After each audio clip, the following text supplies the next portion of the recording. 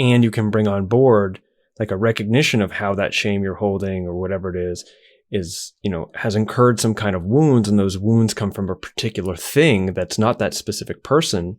It could be sort of a social system. It could be sort of a pattern of interactions over time that you may or may not have been contributing to the to the scenarios that unfolded. But either way, there's like this other level of like, and I recognize how this is a consequence of being harmed by a particular thing.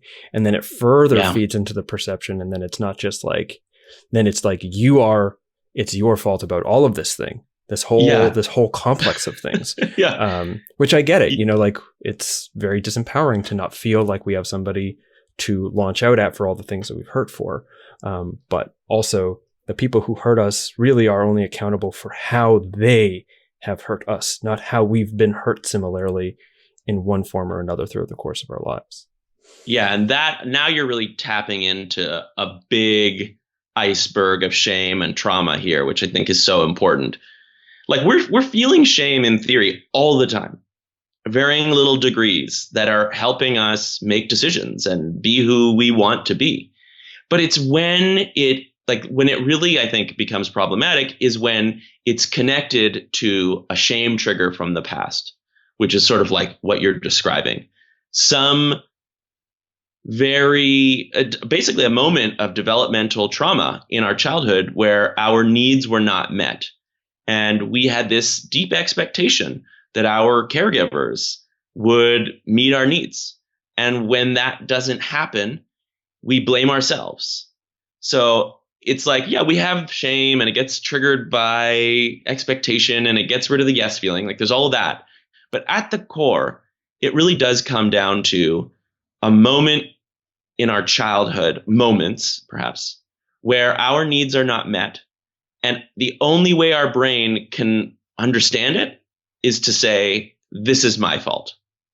So we go into shame and we wire our brain around that belief to some extent. And then as an adult, something triggers that wiring and that whole reality comes back online, takes over our sense making, makes that person into some kind of horrible enemy, as you pointed out, because they are now, indicted by this whole trauma from our childhood. And that is a very scary place to be because our brain has literally been taken over and changed by childhood sense making that is no longer almost certainly useful or accurate. Mm-hmm. Yeah, and it could be externalized. It could also be internalized. Like totally, it's like, it's your fault or I'm the worst. And then this is how you can get into what you said earlier, shame leading someone to end up ultimately killing themselves. I'm gonna have to remember to put a warning at the beginning of this episode that we talk about suicide, not thoroughly, but it's there. It can be quite upsetting for some people. Yeah. And also there was something else that you said there about the child. It's like, it's my fault. Like children are egocentric, that, like all of reality is around them. That's a part of the brain development. That's normal. That's healthy, but it also means two things. One, that at that age, we're entirely dependent on our parents or our caregivers. Right. And two, everything's about us. So if something is happening, we're harmed by a lack of what we need or an overabundance of things that are not good for us, right? Because one of our fundamental needs is to not be physically abused, right? So if we get physically abused, well, then we've been, we're emotionally abused or whatever. Well, that need for not being abused has not been met, right? Yeah. So, but it can also be too much of a good thing. It's like, I have my need to be able to make decisions isn't met. That can be like you said, there's that two sides, the neglect and the overfunctioning. Sure. Both of those sides. Sure. Yeah. And so then if that goes wrong, then it's about me. But also since our parents, it's funny because I just watched a School of Life on this, a School of Life video that I was like, oh yeah, I remember this whole theory now, which is that like the adults, we need them to be the people we can trust. Right. And so we'll actually make it about us instead of make it about our parents or our caregivers fucking up, because it's safer for us to be the problem than the sort of like gods of our safety to be the problem. And this is happening generally. It's happening way earlier than we have the capacity to recognize where we've been thinking these things. Yeah. Yeah, exactly. So you're in that moment, you cannot conceive of this godlike character making a mistake, being wrong. It has to be me. And it's also, I think, the safest, as you said, because I can't conceive of how to control an adult to get what I want, but I can blame myself and adapt around to survive this situation. So in that sense, I get the evolutionary importance of this moment of self-shaming, but it can become so chronic and deep that you carry it around for your whole life. This belief, I mean, this is my life. I carry around a chronic belief that I don't belong. It's just in there. It always has been, and perhaps it always will be. And I'm sort of in a phase of awareness and management and acceptance of that. And I am hopeful that gradually through awareness, self-acceptance, and management, it will shift. We have some plasticity. But if I think it has to shift, that's a prison of shaming my own shame, and it's not very productive because I don't get to decide how quickly or when or if ever the deepest, most fundamental wirings that make up my sense of self will shift. Mm-hmm. Does that make sense? Yeah.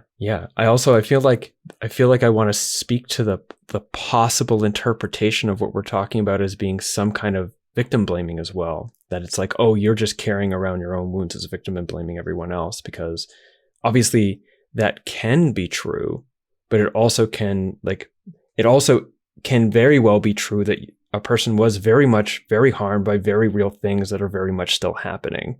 And that to identify them, point them out, and to be like, no, this is a no stop, don't moment against these things isn't necessary. The fact it has to be coupled with sort of that internal management, but it's not that the external sort of like call out and pointing to is sort of like not doing the work or something.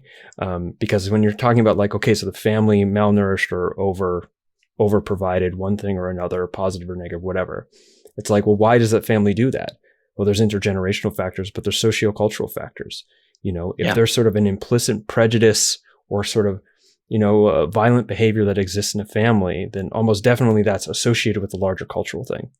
And so when you leave the family, okay, it's in you now. You're hypervigilant, sensitive to it. You have all these triggers, but you're also going to find that very real thing out in the world as well, because it's not like it only existed in your family, because a family doesn't exist in a vacuum.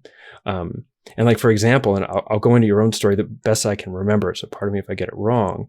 You internalize quite a bit of homophobia in your life as a child, but it wasn't that like, because it only existed in your family and now you're just like delusional and thinking it's in the rest of the world. Well, it also existed in the rest of the world as well, right? So actually, maybe that would be a great point for you to sort of expand on what I was just saying there, criticize or push back or whatever, in speaking to your own story. Yeah, that's a great idea. The first thing that kind of struck me was this victim blaming mentality. And my reaction to that is that, looking at myself, it's actually the opposite. It's that I'm not blaming anyone, really. I'm blaming myself still. And that's the problem. I'm carrying around this story that I am flawed and always to blame for everything that goes wrong. So I can tell you in theory that, maybe my needs weren't met somehow, but deep down, I am still blaming me. And that is the issue. And it's very delicate here because you're right. It's impossible to perfectly raise a child. It's impossible. So there will always be these moments of trauma. So there's like this balance to be had here where on a deep level, we want to really honor that it's what I am blaming myself for is not my fault.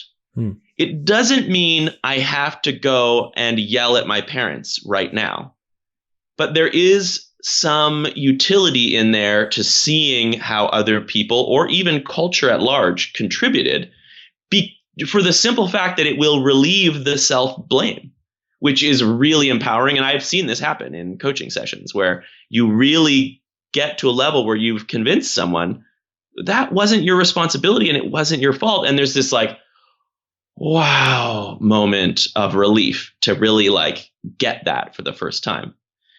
But is there a lot of utility to then going and blaming your parents 30, 40 years later? Maybe not. So there is a balance of seeing how this wasn't your fault, but also recognizing that what's really the problem is your brain. It really is all the way your sense making. It might be about your relationship with your parents right now, but what we do know for sure is that it's the sense making patterns wired into your brain that are really holding you back. So we want to like liberate ourselves from that, but we also want to honor, I think you're saying, this is the way my brain constructed it. This is the way I contributed also by coming up with these stories and holding on to them. So there is I don't want to be in self-blame, but to just have that clarity that it's about the way I look at my parents and society in my head that has actually superseded, for me at least, what my actual relationship with my parents and society is in reality as an adult. And a big part of it is just really seeing that I am now an adult. That's the huge difference. I am not a helpless child anymore. So I don't need to be blamed for everything. And I now have so much agency to completely change my relationship with my parents or with the world. So I think those are kind of the two aspects that are important to keep in mind, so as to not lose yourself in blaming someone else, but also not be trapped forever in blaming yourself.